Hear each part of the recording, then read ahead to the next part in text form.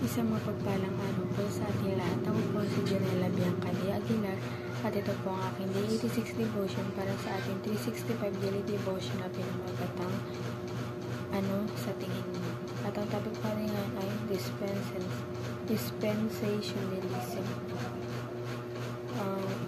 Bible verse po natin matatagpuan sa Matthew chapter 5 verses 13 to 16. Sabi po dito, ito po yung topic kanina yung privilege ni Pastor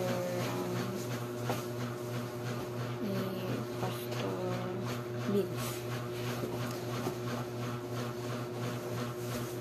or Brother Vince. Sabi po dito, you are the salt of the earth, but if the salt loses its saltiness, how can it be made salty again? It is no longer good for anything except to be thrown out and trampled underfoot. You are the light of the world. A town built on a hill cannot be hidden. Neither do people light a lamp and put it under a bowl. Instead, they put it on its stand, and it gives light to everyone in the house. In the same way, let your light shine before others, that they may see your good deeds and glorify your Father in heaven. Sa Tagalog naman po, kayo ang asin ng lupa, ngunit kung ang asin ay tumabang, paano maibabalik ang alat nito? Wala na itong kabuluhan maliban sa itapon sa labas sa tapakan ng mga tao. Kayo ang ilaw ng sanlibutan, ang isang lungsod na nakatayo sa ibabaw ng isang burol ay hindi maitatago. Hindi nila sinisindihan ng isang ilawan at inilalagay sa ilalim ng isang pakalan, kundi sa talagang patungan at nagbibigay ng liwanag sa lahat ng nasa bahay. Paliwanagin ninyo ng gayon ang inyong ilaw sa harap ng mga tao upang makita nila ang inyong mabubuting gawa. Teaching sa mga brother in the world, the church is the salt and light in this life. Ito po, yung bali tayo kasi nag-represent ng salt, tayo yung mga tao na tayo yung diba yung salt nag-represent siya kahit gano parang tayo yung nagkukontra ng kahit gano yung mundo, kahit dark na diba, sabi dito tayo yung nag-represent ng kahit pabulok na diba, ibig sabihin kasi pagpabulok na isang bagay, pero pag may asin siya nag-represent siya, parang tayo yung nag-represent na asin dito yung nag-represent kasi pag sa mga disciple ni Lord, parang nag-represent nila yung mundo ng pabulok na ganun ang kemanan na nga ang goal na ni Lord is disciple all nations. Ito naman napaliwanag niya yung madilim na mundo. Sabi nga dito, kayo ang ilaw sa sinutan ang isang lusod na nakatayo sa ibabaw ng isang burol ay hindi maitatago. Kahit sa burol man hindi maitatago basta maliwanagan siya. Ganun yung representation ng isang church. Number 2 po, the church succeeds in the Great Commission.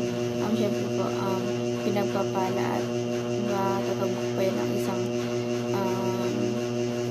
church na pag may Great Commission talaga. Siyempre,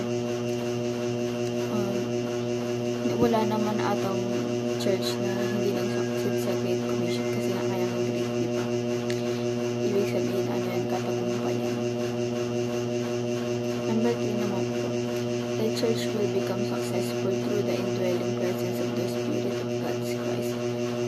Siyempre, yung presence po ng church, siyempre, at saka nagsimbol ng church ay ang ating Panginoon. Kaya magiging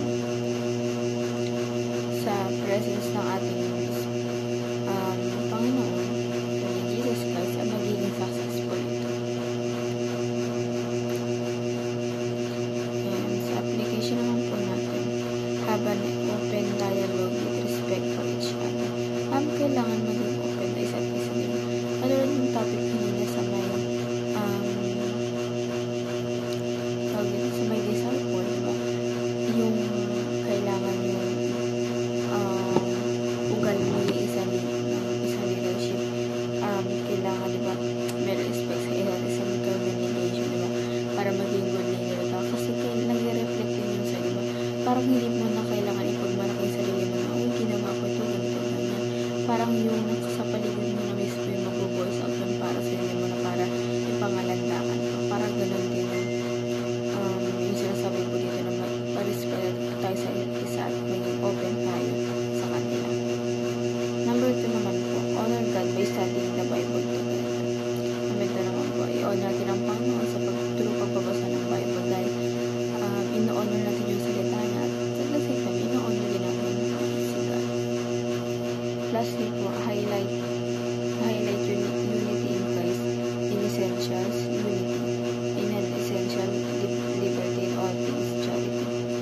may highlight natin ng unity pagkakaisa sa ating Panginoon dahil yun naman talaga dahil yun talaga yung